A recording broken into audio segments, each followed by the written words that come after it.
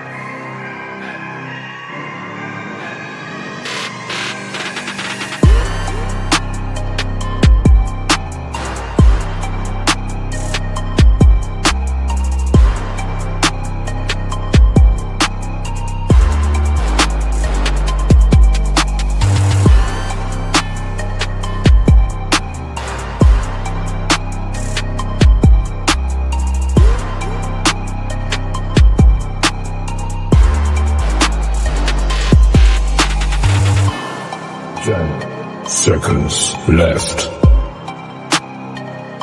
5, 4, 3, 2, 1.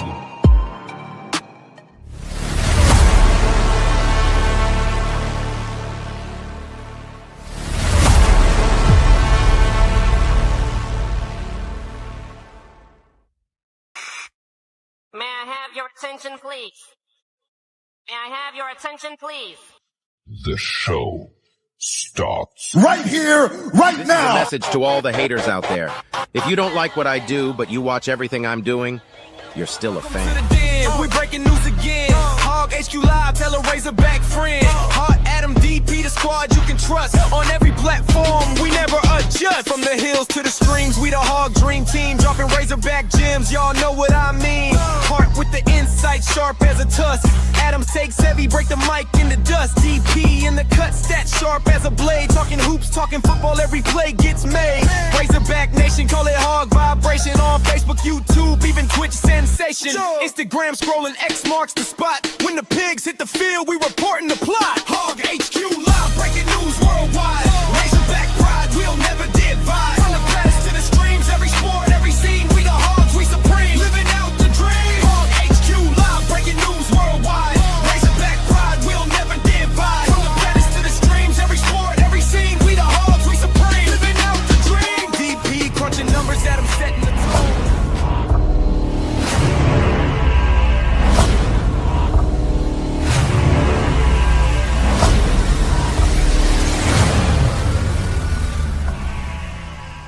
What's going on, everybody? This is your main man, Ox Smooth Baron, and you're tuned in to Hog HQ.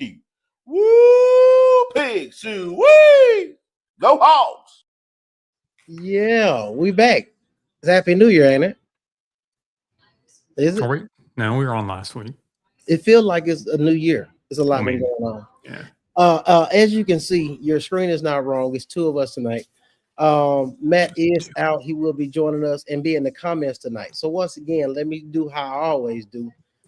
Welcome back to another great episode of Hog HQ Live, brought to you by the Hog Talk Podcast. As you can see on the screen, this gentleman here, this is Adam, and I'm PP. Other way. What? I think you have your stuff mirrored. See, this is what happens when you get a new MacBook and you don't know how to. Yeah, it worked fine until I got on here. Yeah, it is what it is. But that guy, There you go. technically nobody on my side, but that's Adam. Anyhow, look, we're gonna go ahead and get into a transplant text, and thank you for tapping in. Daddy DP, Petty Adam, and where's Hart? Hart is out tonight. He said he's gonna join us and be in the comments, so we'll make sure to stay tuned for that. But today's gonna be a good one. I'm excited about tonight's show. just based on the content that we're gonna talk about. As always, I forgot to say the motto. Tell a friend to tell a friend. There you go. Thank you, sir. We're back again with another great episode.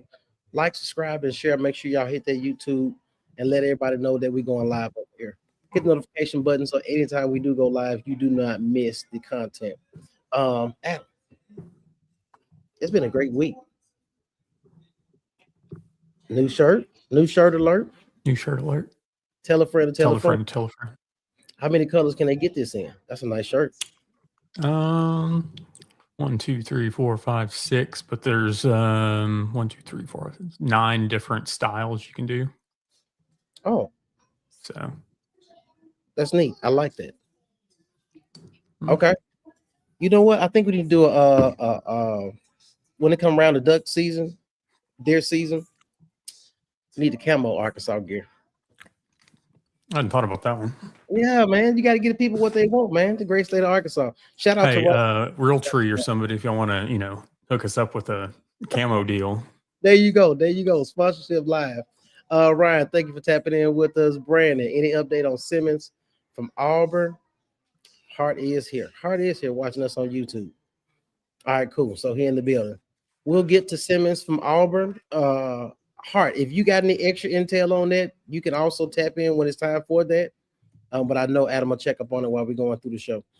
Tonight, let's look at some of the stuff to talk about. Today's going to be a good one for me. I'm excited about what the content contains tonight. Of course, we got Portal talk. Of course, we got basketball talk. Of course, we got some Casey Dick and Ryan Silverfield drama. It's a lot to talk about. With regards to who has committed, who has left the University of Arkansas to be on the team. So I'm excited to see what your comments are and what you guys' comments are in regards to how Ryan Silverfield and his staff are doing via the transfer portal. Are you satisfied? Of course, we all want more. We all want a bunch of 5 stars coming in, but with what he's been able to do thus far, are you guys satisfied? So once again, we'll get straight into that. And we will definitely get some information to you guys. Also got some possible additions that could be joining the team via the portal. So once again, stay tuned for all those things. Let's go ahead and get into the SEC Hoops Roundup. Let's get into some scores. This is Tuesday, Wednesday. So we got Alabama, we got Vanderbilt. Vanderbilt, take care of business, 96. Undefeated. Hey, man. This is gonna be a good season, bro. I think it's gonna be a really good season. But yeah, Vanderbilt taking care of business, man. Whoever the athletic director at Vanderbilt, I know who she is. I seen her doing the football season with Diego and them handing her football. She's doing an amazing job with both programs. They bring in the money. Arkansas and Ole Miss. Arkansas took care of business versus Ole Miss. Then you got Georgia versus Florida. Florida versus Georgia. However they say it depends on who you ask. The Georgia line. Yeah. It just depends. Down in Georgia, they get mad when you say it's the Florida-Georgia game. They want you to say Georgia-Florida game. That's how that works. Anyway, so yeah, Florida take care of business 92-77 over Georgia. Then, of course, you got Texas and Tennessee. Tennessee take care of business. Nate Ament, after the Arkansas and the discussion, he showed up in the game. So 85-71, Tennessee takes the victory. You got South Carolina, LSU. South Carolina taking the victory. A&M and Auburn. A&M takes the victory. And it was interesting for A&M to get the victory over Auburn. Auburn lose, and then all of a sudden you get Arkansas to come right back. You needed to win. I get it. Then, of course, they had Tuesday, Wednesday, Missouri and Kentucky. Kentucky loses another game. Another one. And another one. I feel like, what's my boy name? Khaled. Pope? Khaled. DJ Khaled. Oh, DJ Khaled, yeah. Another one. And if anybody wants to argue, actually, I don't think many people argue. We might have a new shirt coming out that shows Mark Pope equals John Pelfrey because they are one and the same. Yeah, I seen you put that up. And then OU and Mississippi State. Mississippi State take care of business over OU. You got another thing of scores, and you do. So once again, these are Saturday scores. So LSU and Vanderbilt. Vanderbilt taking care of business. This is 16-0 on the season. I think this is the same way I felt about South Carolina in football when the season started. but let's see if they can maintain. But Vanderbilt has been known to run a good basketball program. So Vanderbilt take care of business, beat LSU, Texas and Alabama. Texas beats Alabama, a ranked Alabama at that, 92-88. Arkansas and Auburn, of course, you know how that went. A lot of people were down on the Hogs for losing this game. I can't get too up and down about basketball. Just as I say in baseball, it's a marathon. It's not a sprint, so I won't panic. But each game that they lose, we learn something new about the team. We learn something new about the individual players on that team. And we also know that Coach Kyle's going to use everything that he's seen on film and use as motivation. But we do know in the press he said he was going to burn the tape. So somebody will make sure. You know what else he said? What else did he say? Auburn just kept coming, and we kept letting them come. Yeah. He did say that. Yeah, he did. He did. All right. We got Georgia taking care of business over 5 points over USC, South Carolina, Tennessee, and Florida. Florida takes the victory 91-67. Tennessee might be in trouble early. I don't think they know who they are. I think that's what it is. But that may be one of those teams that bond together down the road, and by the time it's almost SEC tournament time, they may be the hottest team in the league. You just never know. OU and A&M taking care of business 83-76 on OU. Missouri and Ole Miss. Ole Miss take care of business 76-69 on Missouri. Okay, well, see, this time Kentucky wins the game, but it's Mississippi State, so does that really count? But a win is a win, I guess. The standings right now, Vanderbilt is undefeated in conference as well as overall, 16-0, 3-0 in conference. Texas A&M second, Georgia, Missouri, Arkansas, Florida, Mississippi State, Tennessee, Alabama, Oklahoma, Texas, Auburn, Kentucky, South Carolina, Ole Miss, and LSU to round out. This team didn't get to fly home because of the fog, so they went straight to Auburn from Ole Miss. I give them some slack for that. Well, but it's less travel if you want to play devil's advocate, because they didn't have to come back to Fayetteville and then go back. So I don't know. Hey man, sometimes people want to sleep in their own bed. They want that it was inconvenient. Is this your word of the year? Bugaboo. He has been saying bugaboo lately. Gotcha. Transplant Texas. How A-Cuff goes, so does this team. Billy Richmond with a rare low energy night. Pringle needs to pop the top on the can and can start getting active in a positive way. Knox with back spasms. I'm glad you brought this comment, Transplant Texan, because I definitely want to break down some of the guys and look at this particular game. We talked about this last week. The foreign players that are not playing, that are like 6'11", 6'10", 7 foot, we need them to just stand in the paint with their arms up. Because what we expected from Pringle, with all the years of experience at different universities, we're not seeing that consistently. One would argue they've never arrived at Auburn. Yeah, well, yeah, Derek, yeah, you could definitely say that as well. But I look at this particular team, and once again, it looks like the freshmen are leading this team. Darius Acuff and Malik Thomas are leading this team and being as consistent as possible. Of course, going through growing pains and learning how to play the game as a unit at an elite level. What did you see from the team this particular week versus Auburn that brought concern or, made you look at this game differently than you looked at maybe the Duke or the Michigan State game? No, I didn't. I'm not concerned. On Thursday on Hog Talk, I said that this was a game that I thought we would probably lose. Auburn's back was against the wall. They didn't want to start 0-3 in conference play. So they always sell out their arena. Correct. It's a small arena. It's loud. It's one of those things that I'm not too hung up on it. Now, would I have preferred to not lost by 22 points? Absolutely. Right. At halftime, they were down 49-34. So it was one of those that I was just waiting for maybe them to come out in the second half and put something together. Mm-hmm. But at the same time, it didn't come to fruition. You had Acuff with 19. You had Malik Thomas with 17. Let me see here. Brazil had 12, and I felt like that was a quiet 12. Malik Ewan had 13. But, Nick Pringle 3, which is kind of par for the course. Carter Knox only played 7 minutes. DJ Wagner only had 4 points, but then Billy Richmond only had 3 points. I think there was a little bit of hangover from the Ole Miss game, and it kind of showed here. So I think Arkansas is going to have to figure out something, because let me look at the schedule here. 2 road games. Do you look at it? Okay, they had 2 games on the road this week. Was that a problem? Because so you got home against South Carolina, and then at Georgia coming up this week. You got 2 home games following week, and then you split the next week. So it's one of those rare. We had 2 road games, and the second one we didn't look that great. I'll tell you what. Go ahead. No, you're good. I'll tell you what. Looking at this particular schedule, I like the way we looked against Tennessee. I like the way we looked against Ole Miss. The way we played against Auburn, we need to lose that game, and I'm gonna tell you why. You look at South Carolina. I think Arkansas is a better team than South Carolina. So you go back home and you get South Carolina. Then you play Georgia. I think Georgia's going to be a good game to watch.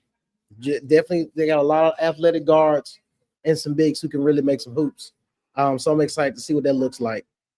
I might go to that game. Which one? It's in Athens. I've never went and watched the Bulldogs. That's the one that I think is going to be one of the winning team is going to score triple digits in that game, because both teams are averaging over 90. Right. So that's going to be an interesting game. But to come back and play Vanderbilt at home, that's got to be a sold-out game. LSU, I almost want to chalk it up as a win. OU, I almost want to chalk it up as a win. And then you got Kentucky in Fayetteville. Yeah, you cannot win all these games straight through. So, like I said, it's a good thing that you can get humbled by another team, and you can sit back and watch the film and see how you can grow as an individual and as a unit in regards to building chemistry. So I think us leading up to the Kentucky game will be definitely something, and the Georgia game, I think will be definitely something interesting to keep an eye on and just see how that plays out. I'll be at the Kentucky game. Hello. Oh, for real? Me and Porter are going, yeah. I'm not even going to do it. I'm not going to do it. That's what's up. But I'm trying to debate, do I wear my Hunter Yurchek clown shirt? You might get kicked out. That's what I was wondering. They'd be like, wait a minute, so you're the guy that's online to keep making these. Yeah. No, I'm thinking, Porter wear Hog Talk, I'll wear an HQ, and we just represent both of them. Can't go wrong. So I think we're in like the 10th or 15th row or something like that. Y'all should sign people. Y'all should sign people's shirts, because y'all famous. It's Hog Talk and Hog HQ. I mean, I should really get those Hunter Yurchek clown shirts printed in bulk and see if I can sneak them in. Start throwing them out to the student section. Yeah, see if you can get the little cannon and just shoot them out the crowd. It'd be more hilarious if I got to see Hunter Yurchek and just have him sign the shirt, not knowing what the shirt is, and then turn it around and be like, at least fold it in half. Yeah, just be like, hey, can you sign this? Yeah. That'd be dope. Who knows? It is what it is.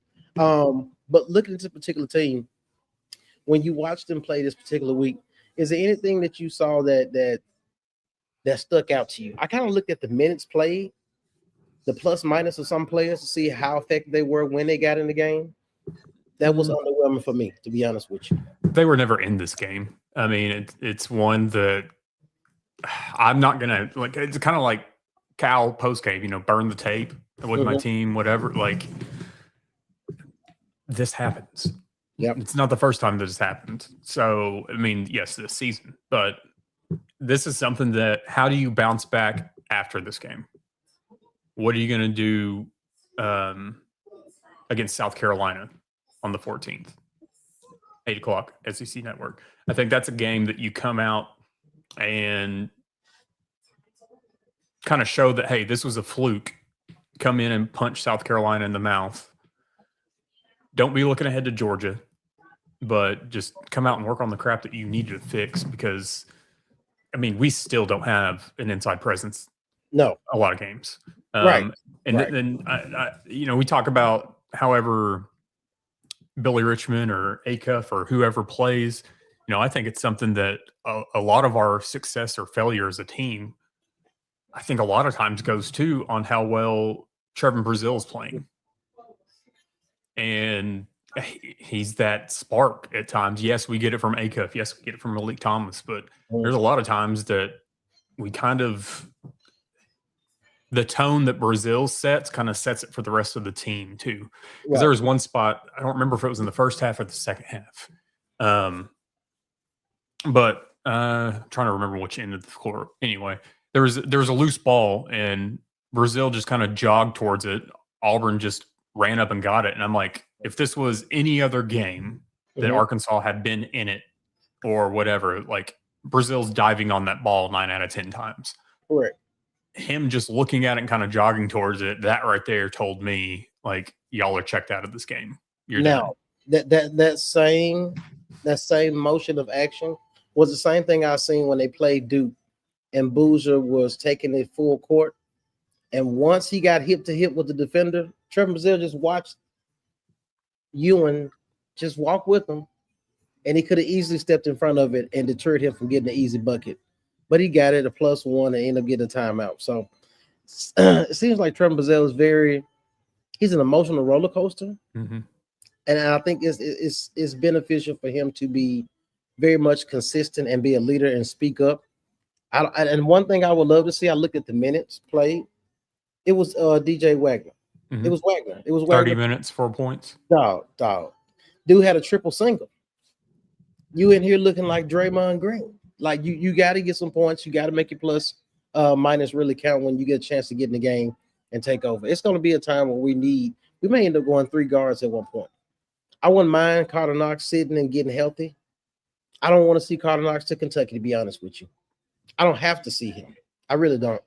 I'd rather let him get healthy, let some other guys show up, let Ewan get some more time, let Malik get some more time, and figure out what we look like and get Knox ready a couple games right before Kentucky because he has to do his thing against Kentucky. Mm-hmm. And man Wagner as well. So it'd be interesting to see what that looks like. Any final thoughts on this basketball team as they continue to go through SEC play? No, I mean, like I said, I'm not too worried about it. I know we're going to get in our feels a little bit, but as fans, that's what we do. But at the same time, just remember, we started off 0-5 last season. Correct. So 2-1, you lost. This is your first unranked loss. Mm-hmm. So, and there was a number of unranked losses across the board on Saturday. Nobody in this league is going undefeated. No. Even though Auburn's sitting at 16-0 right now. So, or Vanderbilt is. It's one of those that, well, just on to the next. Correct. I mean, I'm not too worried about it. So now, if this was the performance they put out the last few games of the season, I think there would be some issues there. This is the third game of SEC play. You got nothing but time. So it just roll with it. It's your first road trip in the SEC, really, your whole week. So just get ready for South Carolina this week. Robert Williams, I see you comment here. It seems like we can't beat Auburn in Auburn. I feel that same way. I'm glad you said that because I thought about that the other day. It's kind of like playing Missouri in football. You just can't beat them. It's like playing Texas A&M in football. It's certain teams that just have it out for you. If you played Ole Miss in football, you would think about in comparison to basketball, but we tend to do better again in basketball than we do in football in regards to Ole Miss. Are y'all for real Hogs getting smoked? Getting smoked by who, Austin? Get smoked by who? Our defense is so bad. It is bad. It is bad, Ty. You're not wrong. Just putting the shirts in the bag. That looks like an apple bag. Obviously, let the fans in with the apples. Yeah. Hey, Ty, you hell, boy, I swear. Weak heels. No clue. Gotcha. Nathan says, better early in the season than late in the season. Absolutely. Yep. And you got to believe that the script has got to be put in place the next time we play Auburn and it's in Fayetteville. If that game will really count. I don't even know how far that game is out. But that's going to be one of those games to look back on. It's got to be. Yeah. We played them again on Valentine's Day in Fayetteville. See what I'm saying? Well, I mean, it's like I kind of look at it, playing or at Auburn, game, or like you're bringing up with Missouri and games we just don't win. I remember like back in the early 2000s, late 90s or whatever, it's like Mississippi State was trash. Correct. And Arkansas always struggled with them. Mm-hmm. And it's just one of those things. So I'm not going to get bent out of shape after game 3 of the SEC play. Makes sense. So I think Ewan should start at the 5. But this is the thing. Is he better utilized coming in where he comes in? Because if you start, you know what, Brandon, I'm not going to argue with you because I feel like this. If Pringle's not giving us what we need, why not give him the chance? Why not see what that looks like in a lineup and just see if it's effective going down the road? So, Brandon, I'm with you on that one. It's not a wrong idea at all to start. Typically, you would use your non-con to kind of figure these things out. But then when you play a non-con schedule where you're playing the teams that we played, you try to figure out as much as you can quickly. But at the same time, if it's not working, then you've got to change it. So, it's the thing with Malik Ewan is he disappears, but at the same time, he gives us more than I feel like Pringle does. There's something about like Nick Pringle at Arkansas that I don't see the Nick Pringle from South Carolina. It's not the same dude. I don't know how much he got paid to come here, but it's not the same guy. Because when we seen him in opposing uniforms, he showed out. He was definitely a presence in the paint. And now when he's with Arkansas, we're not getting it. So I don't know what that's about. What about them? What is he? I don't know. Maybe he has a foot fetish. He's freaky dude. You freaky dude. Michigan losing at home. Oh yeah, Austin, you a freaky dude. All right. Talking about Carter Knox did nothing outside of the Texas Tech game. Okay, I get it. Yeah, Ewan did hit his second three of the year. Yanks going, he dominated. What? Okay, thank you. Hey, wild dude. Austin beating hitting the sauce. All right. Nick doesn't feel like he's the guy on the team. And that's one thing I think that players are going to have to realize with a Coach Calipari and a lot of teams in general, especially like, yes, Acuff and Malik Thomas are doing what they're doing, but a lot of the, incoming freshmen or transfers in, whatever the case may be, like you've got to understand you're coming to a place where you're not going to be the guy. The man, right. And that's just a part of it. And this is not a shot at Nick Pringle or Malik Ewan or any player on the team for that matter, but you weren't going to be that guy. Like, I'm sorry, Malik Ewan and Nick Pringle, you're not Anthony Davis at Kentucky. So, or Boogie. Boogie Cousins, yeah. So it's one of those that, like, I mean, I get like you want them to have all the confidence in the world, but at the same time, we've already seen this is at this point Darius Acuff's team. All right, James, looking at your comment, as Matt said, stay tuned towards the end of the show. We'll definitely make sure to talk about that situation right there. So looking at basketball, I'm not worried. I'm going to sit back here and watch, see what guys show up, who's being consistent, who is not. The injury bug is inevitable. So it's interesting to see what this will look like. They don't have the unibrow either. No. And speaking of that, I think they're trying to get him in Atlanta for the Hawks after they traded Trey. Like he just went out the game the other day because he had broke a fingernail. So I really don't understand what it's about.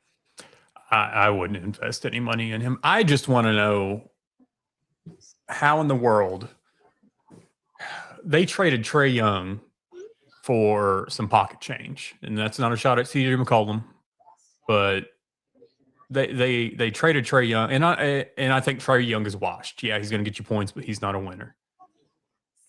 But Phoenix needs to take a look at when they trade players away, they trade the whole bank. They trade all their draft picks, and like we get left with nothing. And then you see a team like Atlanta that trades Trey Young straight up for 2 players, and it's a done deal.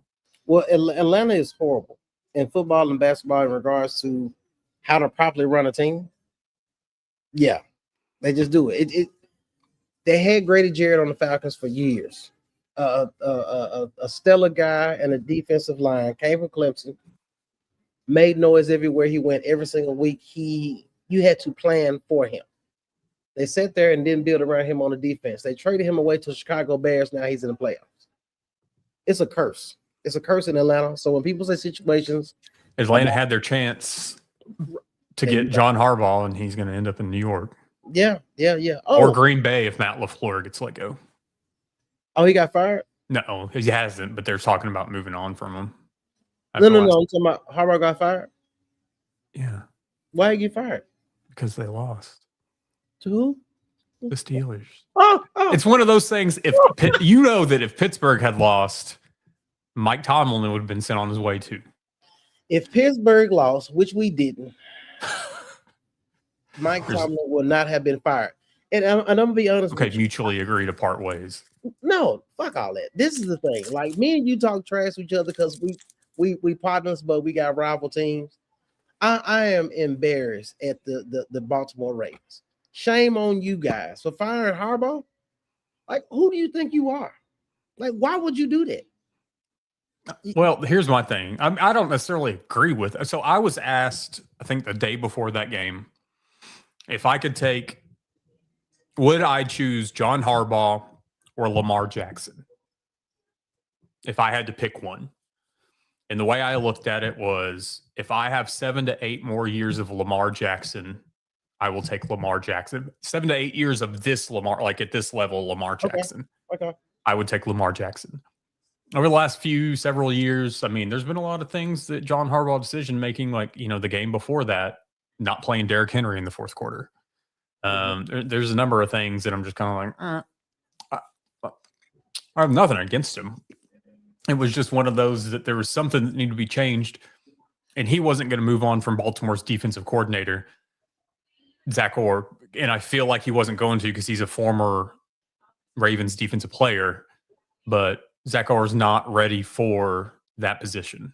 He was a good linebackers coach, right? But he's not a good defense coordinator right now. Was Todd Bunkin that was the offense coordinator? Yeah. He said he also didn't want to part ways with him. Look, man. I wasn't saying parting ways with Todd. I would want to keep Todd Bunkin. Correct. The defense was our problem.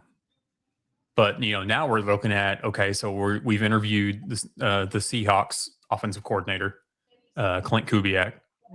They're going to be interviewing Brian Flores, the Minnesota defensive coordinator and former head coach of Miami. Yep. I'm in the boat of Clint Kubiak, but then I was talking to some people too, and I was thinking like, okay, what if we went after Brian Flores just because he does have head coaching experience? Okay. And then why not bring Mike McDaniel in now that he's been fired from Miami as your offensive coordinator? Because I'm telling you something. Nathan, hold on. Who was this in the comments? Nathan and Player come back on. Let's just say what you say is correct, Nathan. We're going to fire the offense coordinator, period, after we lose the game because we won't score enough points. That'll be the reason why we lose. Hey, what was the stat I saw in the last however many Pittsburgh playoff games you've been outscored 38-0 in the first quarter? Y'all have lost like the last 4 playoff games. What? Yeah, I don't know. That's great that you Googled it. But tell me this. Can you tell me our record on Monday night games? Google that. Yeah, Google that shit. Yeah. What's Aaron Rodgers' record on Monday night games? Sir, Mike Tomlin, the one that everybody want to get rid of, is undefeated on Monday nights. Is he? Yeah, he is. Google it. He's never lost a Monday night game. Hey, man, at home. Oh, so now you're adding stipulations to it.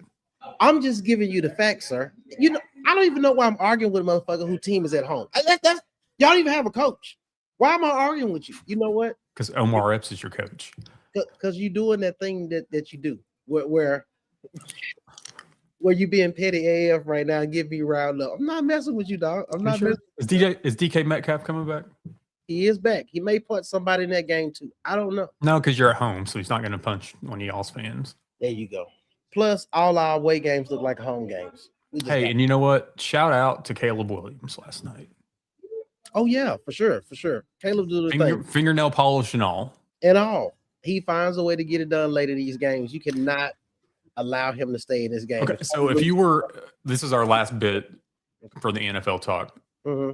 if you were going, okay, blank slate, it can be for Pittsburgh, it can be for Baltimore, whoever, you're running a team. Right. Are you picking a defensive-minded head coach or an offensive-minded head coach in today's NFL? Defensive-minded head coach.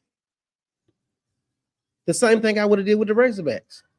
I understand offense is what put butts in seats, but defense wins championships. You saying it to try to be funny, but let me know. I thought that's where you're going with it. I am going there. I'm glad you finished it for me, though.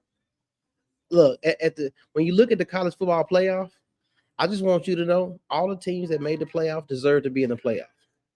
And the two best teams that were in the playoff are playing each other for the championship. I just want to let that be known. I'm glad Oregon was going to get in there. I knew they weren't going to win it. I knew Alabama wasn't going to win it. We knew James Madison wasn't going to win it. I thought Texas A&M was going to do something until they played Texas. Then I got worried. Looking at Miami, I'm very impressed with the defensive front. I'm impressed with the front seven. I'm impressed with watching Carson Beck in a Georgia Bulldog jersey versus a Miami jersey. It's not the same player. It's not the same player. It's not. And this will be the first Adidas national championship since 1998. That's dope. That's dope. Both teams branded by Adidas, so that's a payday for them. I might get some stock in Adidas this week. Either way it go, this is going to be a great game. Indiana is in Signetti. They have put together quite a wonderful product on the field. Mendoza is like a walking chat GPT. Like he says all the right things. The tone of his voice, he's just one of those. He doesn't seem real, to be honest with you. But I like his style of play. I like the whole team style of play. You're ready for the interviews and memes of Michael Irvin if Miami wins. Yeah, he's going to do BTA. It's going to be BTA Michael Irvin. He's going to be pulling the belt out, whooping a cooler, a shirt, something. Stay away from limos, Ray Lewis. Hey, man, it is what it is. What do you say? Not the same offense Miami playing at home. Dude, it is essentially – it is. It's at their home stadium. Now, granted, they've got to split the seats 50-50. Correct. But yeah, it's Miami's home stadium. This is the first time, because I think I listened to it on the radio the other day and they tried going through it. But before, back in the day, it was you didn't know the national championship until they voted on it.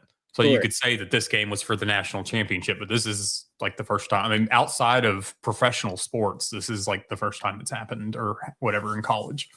I like it. I like the format. I do wish the second round team. The second round home game team. Correct. Yeah. Correct. They either need to all be neutral or be at the home fields until the championship. I think about that. I don't know if you can hear this background noise. I'm in this lobby. All right. But Indiana's going to lay the hammer, I feel like. That is the thing. That is the thing. Indiana, you don't even know who these guys are. And Indiana is a team that gives Arkansas the most hope out of anyone. A coach you never heard of until now, until you watched all the interviews. Players that weren't 5 stars, that ran and jumped on board, that came from James Madison, his previous institution. I like to parlay that and come back into this conversation and say, so when players from Memphis decide to come to Arkansas, be happy somebody want to be on a team that only won 2 games last year. Okay. So let's not get down on players from Memphis because they not the players you want, 5 stars from whatever school. How many 5 stars does Indiana have? 0. But I bet they're the oldest team. I'll bet money they got a handful of 24 to 26-year-olds. Gotcha. Well, and I think, was it all 4 of the coaches in the semifinal were Nick Saban coaches? Oh, yeah, for sure. So you got to talk about that coaching tree. And Arkansas has never been able to retain one of these coaches over time. Who knew who the hell Signetti was until all of a sudden you start looking up Indiana? I asked people, did you watch the Indiana and Penn State game? And people told me, well, Penn State already fired their coach. Their team is trash. I said, but the way that they won that game at the last minute, the fashion in which they won that game showed me they have the will to win even when they're down. They was playing against a team they were supposed to whoop, and they were struggling against Penn State. That game came down to the last second of the game. Oh, yeah, that was the catch at the back of the end zone. Right. Well, my guy, I forgot the commentator. He is amazing though. Gus Johnson. No, Gus Johnson is the truth. He need to be called the national championship. Real talk. He is serious. Yeah, Saban is the guy. Like I said, everybody comes from that coaching tree. They've been able to be successful and take something from him. Meanwhile, Arkansas is afraid to go get anybody. Hey, coaching wise, yeah. Coaching wise, yeah. Yeah, coaching wise, yeah. I'm like, Bill O'Brien got kicked out of NFL, went to went to Alabama, and still found a job at Arkansas. Was like, no, we're gonna wait on our guy. We think he's gonna figure it out next year. And it didn't work, and it never does work. Last couple thoughts on the college football playoff. Indiana wins. I mean, it's seeing Cignetti on the sideline, like as the game was winding down, having this cocky ass look on his face, like he's trying not to smile. He's trying to, he said after the game, like he just wanted to go have a beer, but like he just has this look on his face, like he just wants to yell out, like, "I'm here, bitches." Oh yeah, for sure.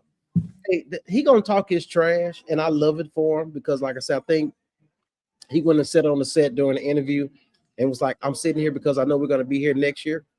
He spoke that shit into fruition, man. I got to give that man credit. I love his confidence. Some people call it cockiness, but I love his confidence. I do want to get transplant text comment real quick. I'm with you here. All right. Do you think the CFP games are played? Do you think the games being played at historic bowls and winning the bowl trophy diminishes the historic bowls? I'll take that comment and take it a step further. This is probably the first year that I haven't intentionally watched the bowl game. The CFP is diminishing the bowl game brand, right? Like I when the Pop-Tart Bowl folks came out and we used to laugh about all these names and what is it called? What is it called? The lawnmower. Something daddy. What is it called? Well, you had the bad boy mowers. Yeah, somebody. Well, I mean, hell, now you've got you have the Snoop Dogg Bowl. Snoop Dogg and Dre Gin and Juice Bowl. Right. Gronk had a bowl. I mean, it just depends on who all the yeah, all that stuff is out of hand. Right. But then you've got, your mainstay, New Year's 6 bowls or whatever. People don't care anymore. People don't care because all the eyes are on the college football playoff. Correct. So, I mean, it truly takes away from nobody cares. And if the national championship hadn't been played, in the Orange Bowl or the Rose Bowl or whatever else, people don't care. Right. People don't care about the Cotton Bowl. People don't care about, all these other ones anymore. It's all about the college football playoff. Those are the ones that's counting to me. Because we used to, you're off New Year's Eve, New Year's Day, if you're lucky, not in retail, whatever. And it's like you spent New Year's Day with a hangover watching the bowl games. Absolutely. And that's just kind of no longer, the Pop-Tart Bowl is probably the most entertaining one just because of all the theatrics. What is the one Xbox had a bowl this year? I know they had Massachusetts. That's when Arkansas State won. Yeah. Whatever bowl that was, they figured out whatever Pop-Tart was doing that make people remember the Mayo Bowl, the Pop-Tart Duke's Mayo, Bowl. Yeah. Certain things like they had to figure it out and boost their brand. I do want to go back to this comment for me. I do want to get that again. Hold on. The only one, Mr. Barton. Yep, Sig is the only one that reminds me of Saban of all the others. Yeah, I think because he's an older guy, he's very stoic. Well, they asked him and Dan Lanning in their press conference two things to win the game, like 2 keys, and he rattles off basically their entire game plan. Yeah, because he's just like, I'm not giving you 2 things. It's just boom, boom. Here's our list of everything that we have to control. Yeah, and guess what? They controlled every aspect of that game. Absolutely, he stood on business. So the first play of the game is a pick 6. Yeah, nasty work, set the tone. And I think this is something too that some teams are going to look at. Was this Dante Moore's first year at Oregon? Yes. I think that this is something that teams. Gabriel was there last year. Yeah, this is something. Do you look at hey, these 1-year quarterbacks, they can only get us so far. Do you have to think about that as I think there's not enough development anymore. It's who can we go get? You mean So you mean to tell me what you're saying is if you had a guy that you could develop that had potential, that had what it takes to be a Division I player and be successful, and let's just say maybe he reclassified, right? Like he we're going reclassified. there. Yeah, you already had a guy who was already on campus who committed to saying he was all in and being there. And you say, hey, we can just redshirt this guy. He can learn. He can get bigger, stronger, faster, get in the weight room, playbook. And then we'll have some time here. Maybe we'll have two. If he's willing to stay, because then let's go the other side of things. Okay. Little Rock Christian's own Walker White. Mm. Everybody was all been out of shape when he went to Auburn. Oh God, Sam Pittman, he missed out. Yep. He goes to Auburn, then he goes to Baylor. Hey, now he's at UCA. So it's one of those, if Hank Hendricks is willing to stay and develop, all for it. That's what I hope. I would rather not have to learn a quarterback every single year. Right. But it's what it is. Yeah, but I digress. You just never know. I guess we'll never know. Hogs, but yeah, so I got Indiana. So you got Indiana? Yeah. I don't believe in Carson Beck. Mendoza doesn't seem real. Especially if he's out there banging porn stars. I know you're going to have his Porsche cleaned up. You know what I'm saying? His Porsche going to be right outside in the VIP. All that good stuff. So I'm excited about what this game would look like. I'm excited because this is going to be the two best teams, two most impressive teams meeting to take it all. That's what's most exciting about this whole process, to see if Hunter Yurchek, Mr. 6'7", and the rest of the board was able to get it right in regards to who got in. Let me ask you a question. If it was done the way that others wanted it to done, and James Madison didn't make it, and who was Tulane didn't make it, who would have made those spots? Vanderbilt in Texas or Notre Dame. Would either three of those schools made it to this point? No. So it doesn't. And I said that after week one, they still wouldn't have made it. It just would have made better games in the first round. Okay. Yeah, that's all it would have done. That's the thing is, okay, so you've got the 12 teams. Even if you expand to 16, guess what? You're going to have teams 17 through 20 arguing and making a case on why they should have been in. Right. You expand to 24 teams. You're going to have teams 25 through 30 arguing, well, we should have been in. And there's going to be a blowout at some point in those things. Right. I just think that the whole guarantees, just rank the teams. And if you're in that top whatever, you go. Stop going with these guaranteed bids and whatever else. Just give me the top teams and move on. Gotcha. And I'm sorry if it's the luck of the draw that you won your conference and you're in a bullshit lower tier conference. Tough. Yeah. Sorry for you. Maybe there should be a G5 playoff and then Power 4 playoff. I'm excited. Anthony, I'm going to get your comment in a second. I don't want to miss it. I'm excited for a team like University of Miami to look at Coral Gables, the money that's been provided from boosters and donors, NIL, etc. You know how much money, do you know how much revenue they are making for the campus, for the city, as far as people flying in and staying at hotels? Do you understand how the economy is being boosted in the city of Coral Gables right now and the surrounding cities? Do you know if I'm just talking to fruition, I'm speaking to fruition.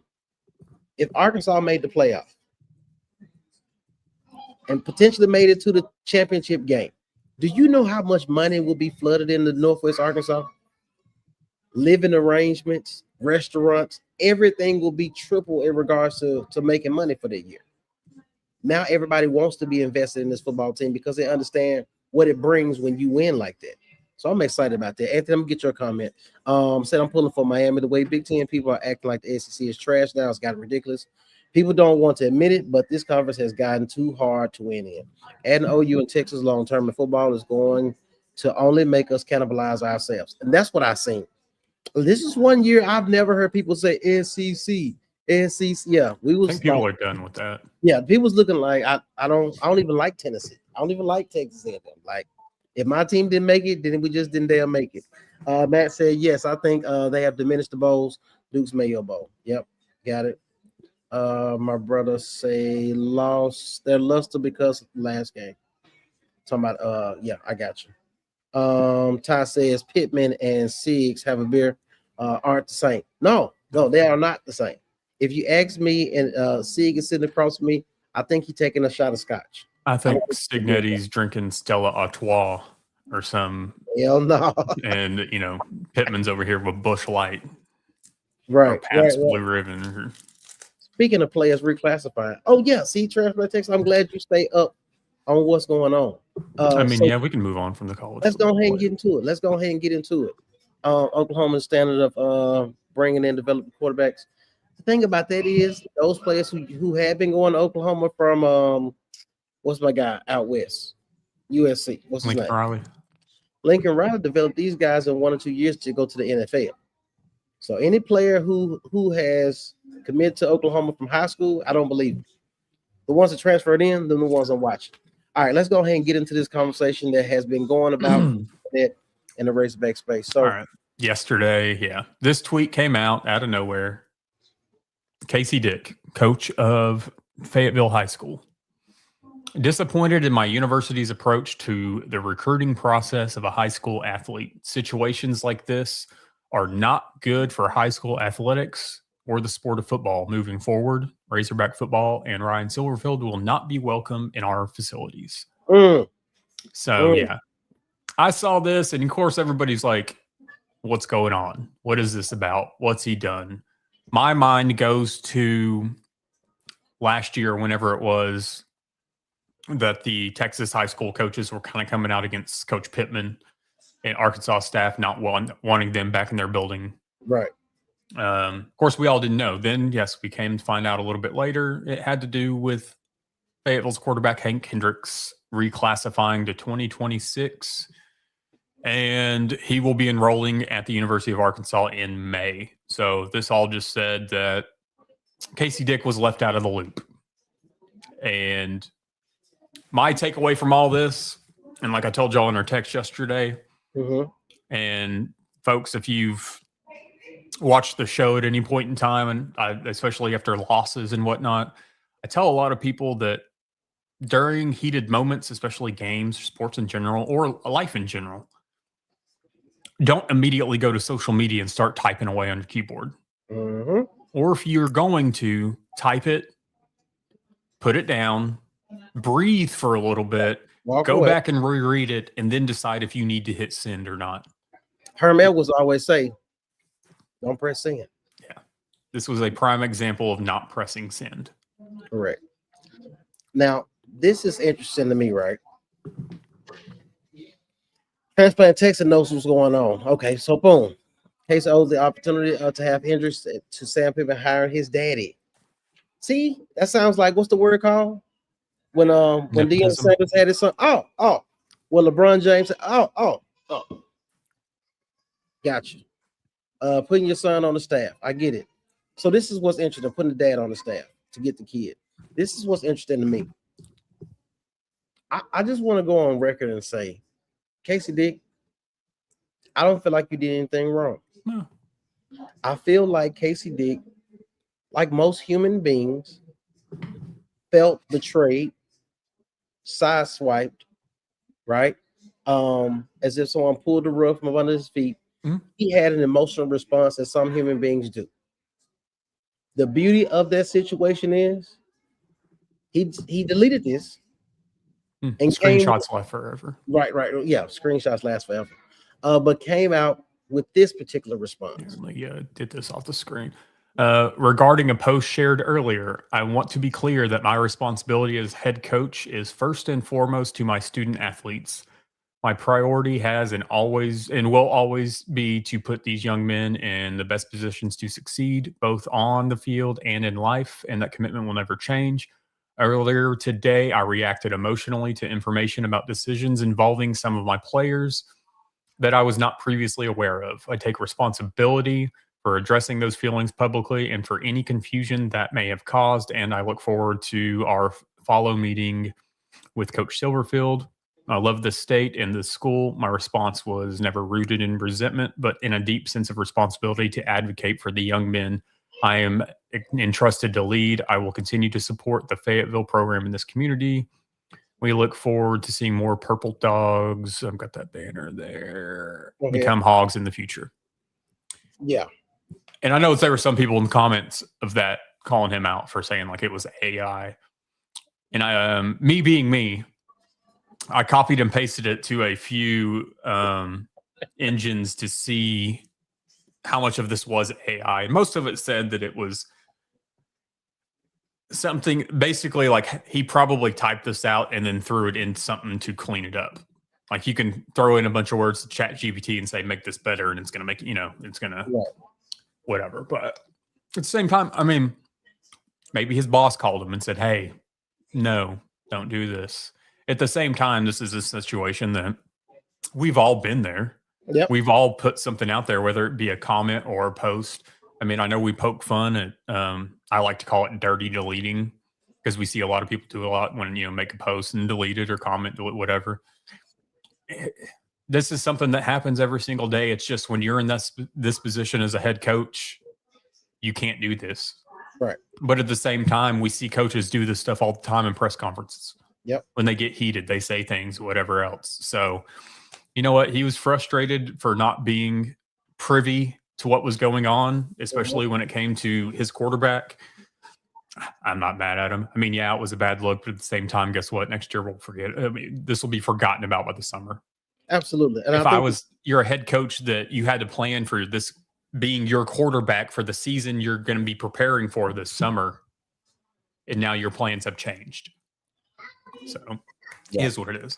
I think another thing that I want to say, give kudos to Coach Casey Dick for just being the man about the situation. Mm-hmm. Hey, you made a comment. Maybe you misspoke. You spoke out of anger at the moment, but you were able to rectify that situation and come back with an apology. Like it's no such thing as being man enough to not apologize. So I commend him for that part of it. We all make mistakes.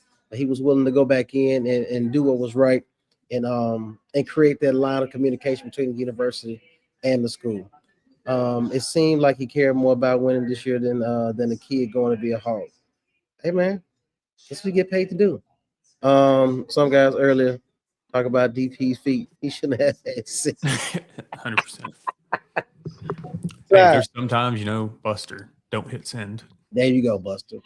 All right, let's go ahead and get into this commitment section of the show before we round out the evening. So the Arkansas commits, the possible targets, and what has been done by Ryan Silverfield and his staff in his short time here at Arkansas.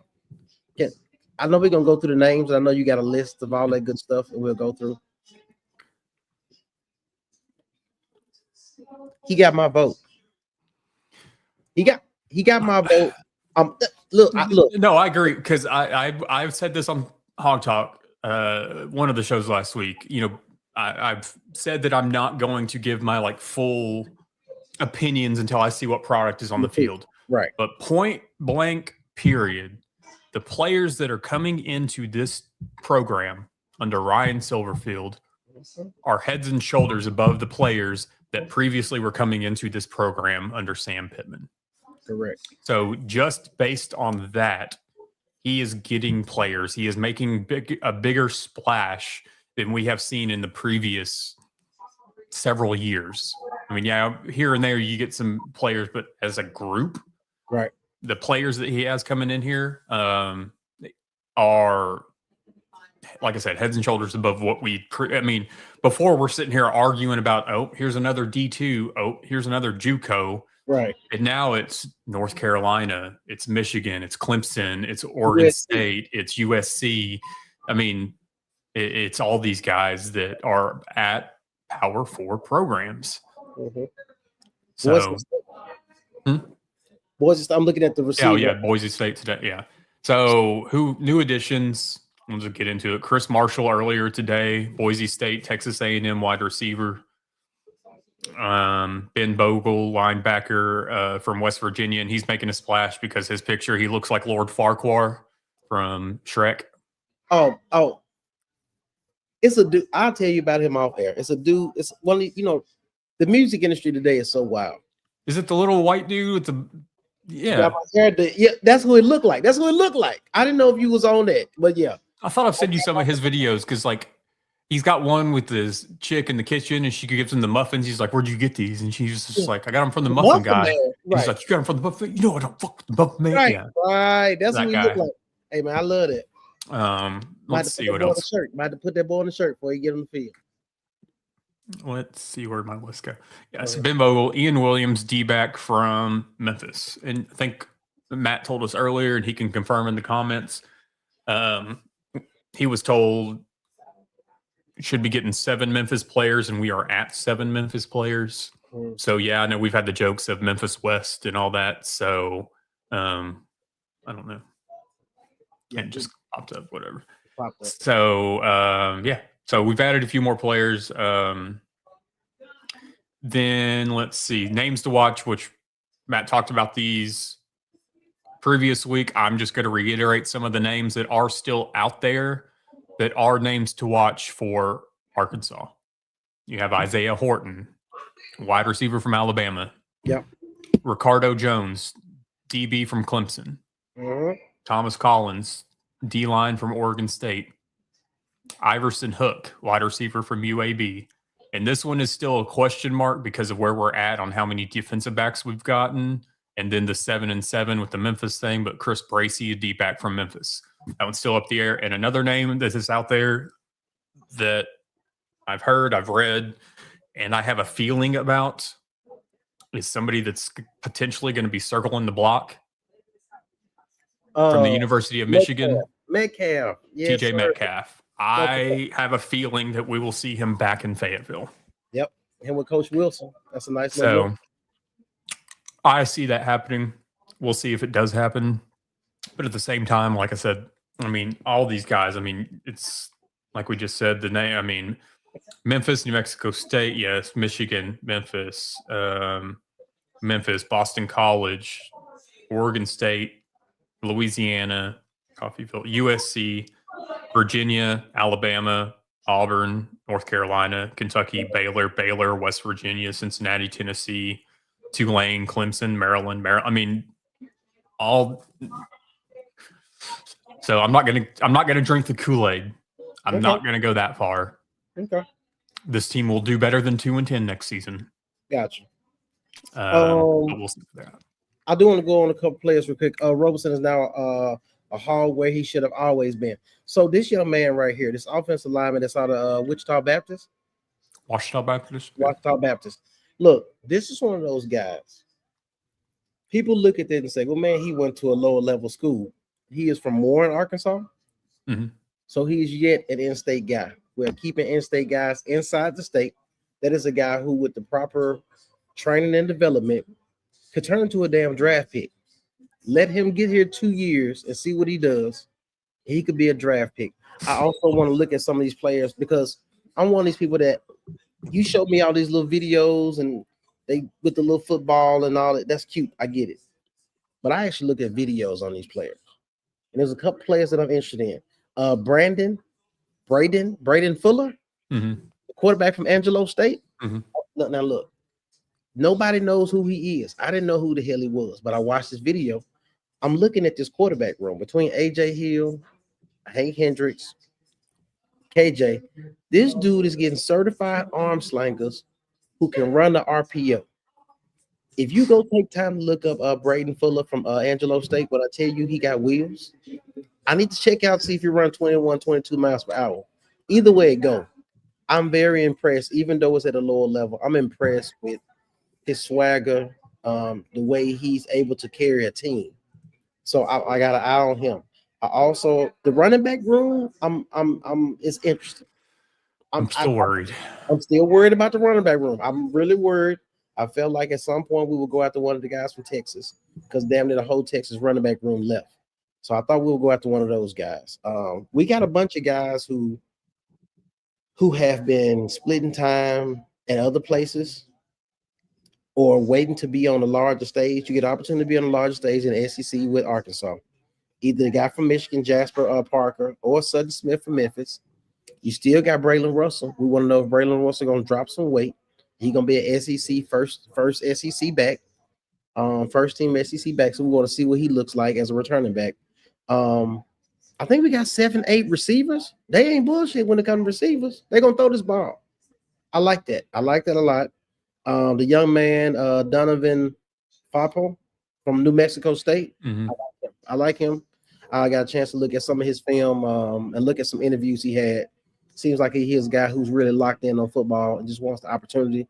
He showed out at his previous institution and got the opportunity to get recognized, and now it's going to be at Arkansas. I'm excited about him. I like all the tight ends, no lie. And I just seen Platt said he's committed to coming back. Yeah. So him, Matt Adcock from Memphis, and Ty Lockwood from Boston College. I'm excited about the tight end room. He likes to sidearm it. I'm looking at Braden Fuller. Hey, the sidearm, he got sauce, man. I'm telling you, he got some sauce about himself. I like him. And you got to look at his haircut. He got designs in the side. Oh man, hey, he's a soft up white dude. I like this room, bro. I like this because him, AJ Hill, KJ Jackson, they all got personality. And that's what I like about this room. This is a guy who, if one guy's injured and one guy's suspended, this guy could come in here and actually do something. So I'm actually concerned. I'm actually excited about what it look like. The offensive line. Tell me you trying to win the SEC. Tell me. Hang on. See, this is the quarterback from Angelo State. Hey, man, look, I know it's against the lesser division teams, but I'm just saying this dude is saucy, man. He got confidence through the roof. And I'm excited about this game. Boom. Yeah. Better get off here before Twitter starts playing something that's. There you go. Yeah, bro. See, Derek know what it is. He said, bro got a cannon. Hey, man, it's gonna be interesting. The offensive line room. Brian Williams from Louisiana. Excited about him. I think Kerry Clayton, the high schooler from South Lake Curl. That is a winning tradition, and I love that because I'm interested to see if we're gonna start a pipeline. What schools can we say that we go to that school every single year and pull out top Division I talent? South Lake Curl is one of those schools in Texas that every single year they got D1 talent. I'm excited about the defense. I mean, Bryant Williams, that offensive tackle from Louisiana. I mean, there's talk that he was the number one offensive lineman in the portal. This about to look totally different, and I'm excited about it. The defensive line. I like all these guys. I like them for a different amount of reasons. I feel like all these guys have a chip on their shoulder. Anybody that goes to or most of the ones that go out of Coffeyville that come up after they've been sent down end up being dogs. Yeah. You get a dude from SC. You get a dude who went to Virginia, Hunter Osborne. And Alabama. You get a guy from Auburn. Auburn always send defensive players to the league. Now, this is what I'm really intrigued about. I like this linebacker room on defense. Kamari House. Yeah. I like him. I seen we had Phoenix Jackson from Baylor. Phoenix Jackson and Jeremy Evans from Baylor. Yep. Jeremy Evans is a motherfucking dog. And I'm saying it. I got a chance to watch him. He got a lot of people riding for him on his IG, man. This guy has got it. This guy looks like an SEC linebacker. He is not a traditional old school 6'5", 6'4", 6'3" and above, 240 linebacker. This dude is a sideline guy. He's a guy that can pick the ball out the air and get interceptions and get in his hook zones. So I'm excited about Jeremy Evans. I feel like he's a guy who can represent for Arkansas and put him on the map. Don't sleep on Cam Sellers, a running back from Parkview. All right. We are improving, but there's at least room for potential. I want to see how they're going to rotate all these backs. And I'm interested because we always looked at Petrino, we looked at Bielema, and we kind of looked at what type of running back do they like. A lot of them get a big power back. A lot of them get a scat back, a guy who can catch out the backfield. I'm intrigued to figure out what Silverfield's motive is in regards to this running back room. The defensive backs, Christian Harrison, just because of the DNA, I'm intrigued by what he can do. But a Jaheim Johnson, Joker from Tulane, he's a guy. And you got 2 players from Maryland. You got 2 players from Maryland, and you also got 2 players from Baylor, which means they're gonna come in with some chemistry already because they've been on the same team and they got something to prove on their new team. So I'm excited because it looks like the guys he is recruiting, they know they have to come in and compete. And I don't think we've had those situations in the past. In the past 10 years, when you go recruit guys that Sam Pittman and the previous administration has done, you bring in a guy for the sake of depth, but you don't think about, I don't want to offend the player that's already starting. Fuck him. Go get somebody better than him. Make him compete against him for the starting spot. That only makes the team better. So I'm excited about that. Anthony says, don't sleep on 2 defensive linemen. If it's a freshman defensive tackles, one of them will show out and let's be the second string. Who we got? Coffeeville. Okay, I'm not looking. I'm looking at the portal list right here, so I can look back on there and see what we got. Who threw that last block? He's quick. It was somebody on the Gotcha. San Angelo's team. What did he do at Baylor? Not much. Walker White? Not much. No, he's talking about Phoenix Jones or Phoenix Jackson. Nathan, I'm not drinking the Kool-Aid, but I was. Nathan, let me have this conversation with you. It's been a long time since I've been excited about a coach building a foundation at Arkansas. I love Sam Pittman as a person, and not knowing him personally, I met him. But I always knew he was a year or two behind on everything. Between when you came in as an offensive line coach, and became the head coach, you should have been coaching offensive line in year 1. It took you damn year 5 to figure that shit out. That was a problem for me. You also were against NIL and said you didn't want to buy players. That's a problem for me. So even though I like Sam Pittman as a person, the things that really mattered that will make his team better, he was so against because he was so old school. Do you know how that's working out for Dabo Swinney? Dabo Swinney. I'm like, man, you got to get on board. So that's one thing. Another thing about Ryan Silverfield is Ryan Silverfield, he see the comments. He seen us talking shit about, man, he from Memphis. Why we get him? Why we didn't get Alex Goldich? And I'm just saying he's standing on business. The man said, you know what? Something as simple. Hold on. Let me see this. Can y'all see this? We're changing the light bulbs. Yeah, we're changing the light bulbs. That's how much I'm not playing, and I want things a certain way. And I want these players to understand that this is going to feel different. Before looking at the Arkansas roster and the commitment, they look like made-up players on 2K. These dudes that he's recruiting that I'm looking at, they look like the guys that I watch on Saturdays on teams that's winning. Like, I don't even know if this makes sense to anybody, but these players have character. Each one has their own character, and it seems like we got a lot of guys we never hear from until they get in trouble by the law or they make a play on Saturday. These guys are dudes. So I'm excited to see how they're going to work together and how this coaching staff is making it work. Anybody see Cam Coleman was in the portal from Auburn and has landed at Texas? And they got Wingo back for another season with Arch Manning. Hey, man. All that to go 8-4. Hey, man. Hey, sorry, get the money. Transplant Text says a player from Maryland was born in North Little Rock. Post a picture of him as a kid with his now deceased father. The player had a raceback t-shirt on. Destined to be a hog. We're getting these guys back, man. You got to think this does something for their confidence. Their family loves this. They get a chance to see their family members up and close and personal. I'm excited about it. Anthony says, I'm talking about the 2 kids from East Arkansas, the Silverfield flip. Okay, gotcha. Okay, I know exactly what you're talking about. Gotcha. Yeah.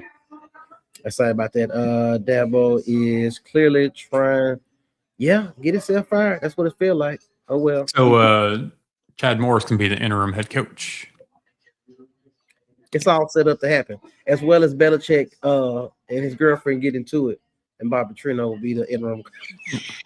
Bobby Petrino will be there with his Harley, just revving the engine. Hey, man, Bobby Petrino is something serious. All right, Mike says it looks like the staff is looking for starters first and adding 1A depth spots too. See, and just not 2 and 3D. Thank you. Somebody else knows some damn football. That's what I'm saying. And I'm looking like I'm recruiting you, and I signed him, and I want y'all to compete for the starting spot. Not we promise you're gonna start, and we're gonna give you some reps and hope that you no. Looks We like we're not both of missing y'all. a good Sunday night game. That we like both of y'all, and we want y'all to both compete for the spot. What's the score? 9-3 in the fourth quarter. That's wild work. I'm glad I didn't take nobody for a touchdown in that game. I just took yards. Transplantation goalless. Auburn seems to be losing as many players as Arkansas. More. He's ruffling feathers down there. Oh, for shit show. Oh yeah. Now, that's why I said I feel like last week we got the better of the deal. Now I do feel like Michigan won the whole thing. I feel like Michigan won the whole thing on accident, but I think they got the best coach that was available for that situation. I feel like they got a guy who can jump in there and continue to win. Silfield says, fuck y'all. I'm gonna show y'all why I got the job. No doubt. That's exactly what I feel like when it comes to him. And I'm excited. I like his energy. I don't think it's a gimmick. I don't That's feel him. I don't feel like this is a hammer down, left lane, all that bull. I don't feel like it's that. I feel like he really about that life. And whatever he talking, he really about that. And I respect it. So do y'all think Silverfield? Both of y'all can get it. So do you think Silverfield can outcoach Kirby, Eli, Sark, Lee? Do I feel like I feel like his ego will get in the way in the beginning, and somehow he'll get humble. But I do feel like this. I think he's smart enough to allow his coordinators to make decisions and him veto it. I think he got the staff he wants around him to support his vision. So no, yes, I think he will beat Hyper. Tennessee, yeah. I think Lee, yes. Eli Drinkwitz, yeah. Yeah, I do. And I do just because I think we got a different type of player. I also think we have a different mentality in a Razorback uniform. It's been a long time since we've seen it, so I understand the hesitation. But I think this may be something different. And as Adam said, I'll wait to see it on the field. But I'm ecstatic about what I'm seeing thus far. If Texas doesn't win it all, Sark will be gone in December. Damn right.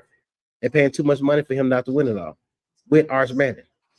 We have about 10 million more NIL than we did last year. How about players cost more every year? Yeah. Inflation. Yeah, Ole Miss got their $4 million quarterback in Dylan Raiola, Patrick Mahomes Jr. He is so lame. For him to come out and say he wears number 15 because of Tim Tebow, bullshit, dude. Yeah. We see your entire pre-game everything, your check downs, your mannerisms, your haircut. Yeah. That's what the young folks call glazing. Yeah, he glazing my home. You feel me? Ryan said, I said something about the Belichick Petrino thing on the USC, and they were butthurt. Hey, man, it is what it is. These some old freaky dudes. They like what they like, man, and I ain't mad at them. I like the Silverfield graphics. They have him looking like Paul Wall.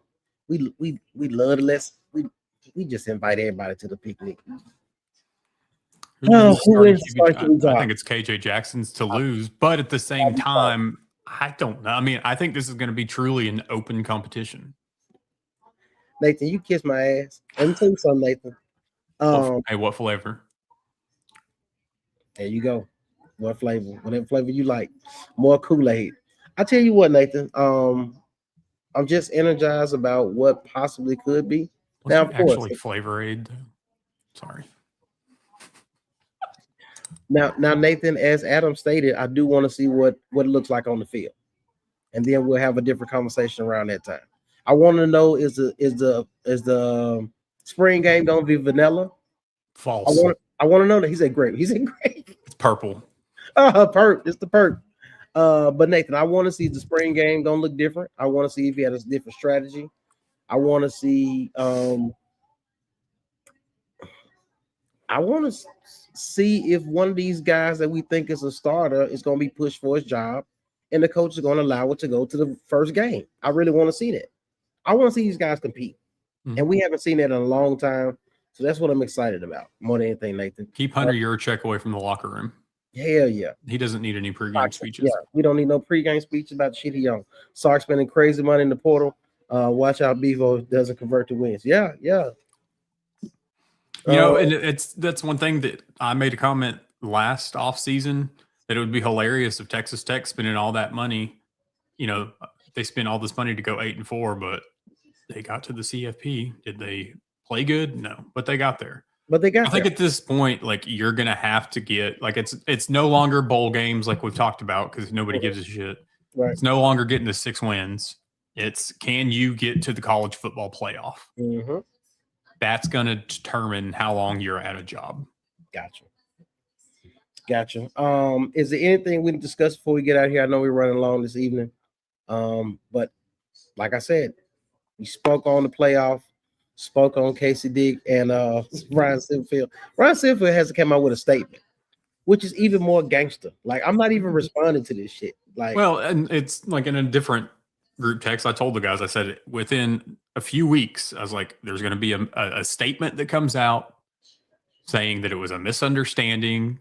And it only took a few hours to get that statement. mm-hmm. Maybe not those words, but at the same time, it's like, and this isn't, I think everybody can understand this. And this has nothing to do with Casey Dick or whatever else. It's just the fact of like, you're the high school in Fayetteville. This is the university in the state of Arkansas. You're not going to win that battle. Derek says, is Silverfield the kind of coach that doesn't do the club dub stuff or messing with the jukebox at the win? I think he's just going to talk his talk and be riled up. Mm-hmm. He said he's not a slogan guy. So we'll see. Even though like. Day one was all in. All in. I will like to say this. Whoever's in charge of doing the graphics, you're not Adam, but you're doing a great job as far as like putting the players with the little, they do like the edge of the state and it zooms in and then I like it. It's different. It's different. Everybody got their own little thing. Bielema had his thing. Pippen had his thing. So what? You have okay. So when you watch, you know they got the little music in the background when the players.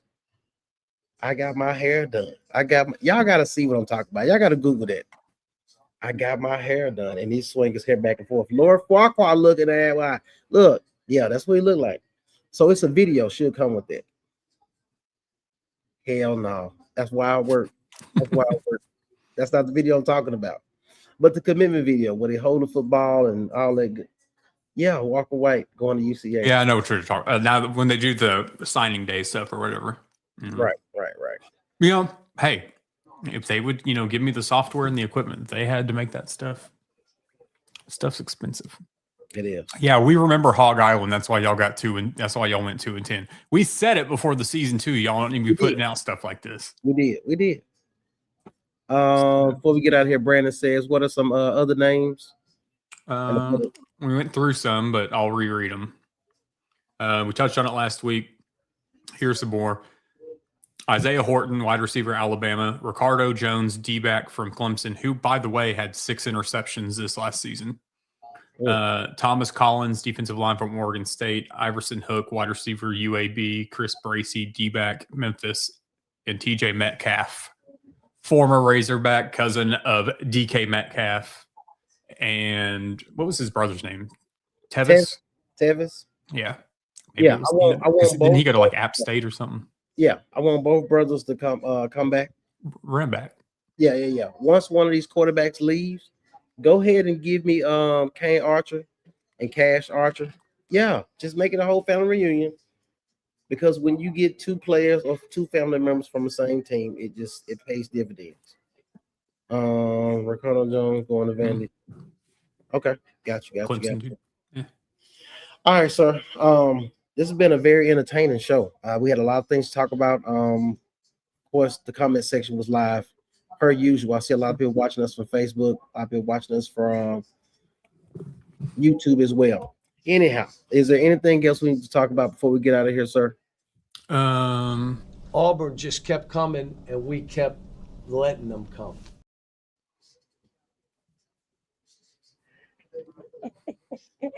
That's replaced the Kirby Smart. Okay. Length and girth, just so y'all know. Understood. And at some point, I'm sure my boy will come back from Clemson. He frees with his clip. I don't really get hung up on the running back's weight, but it is good that you have some that have some girth to them. But there's no doubt you need length and girth in this league up front. Out of here for the evening. We appreciate you guys for tapping in with us. Make sure to like, subscribe, and share this content. Add more people to the group. We are coming up on how many members on Hog HQ Live at this particular On the point? Facebook page? I want to say we had 7. On the Facebook page, we're just shy of 700. And you know what? There's 22,000, 23,000 in the group. So I feel like we should have close to that same number. Doesn't take much to just hit follow. So if you are unfamiliar with what he's saying at the moment, so this particular page, let me show you the header on it. This one, right? So we looking for you to go to this page, Hog HQ Live, and then just follow it. That's all we look for you to do. That's all we look for. Did you read them? 600, 700, what's 6, 7.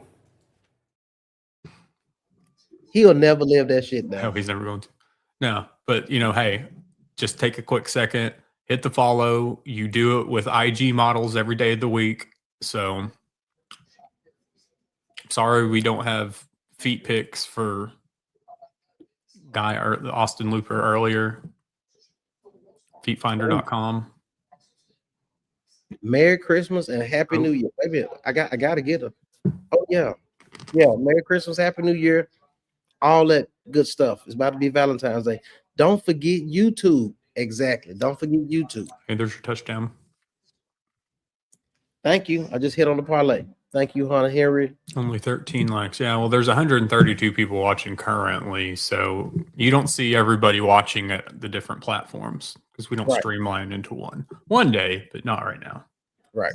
Which is why we're trying to get everybody in one central section, which is the Hog HQ Live business. We'll talk about that another day. Anyhow, we're going to go ahead and get up out of here. I feel like I had something else. Mama Armstrong, for sure. Absolutely. We appreciate you for tapping in with us late this evening, Miss Armstrong. With that being said, we are out of here, guys. We appreciate every single one of you guys for supporting us. All that good stuff. Peace, love, and a great week of work. Catch you in the next one.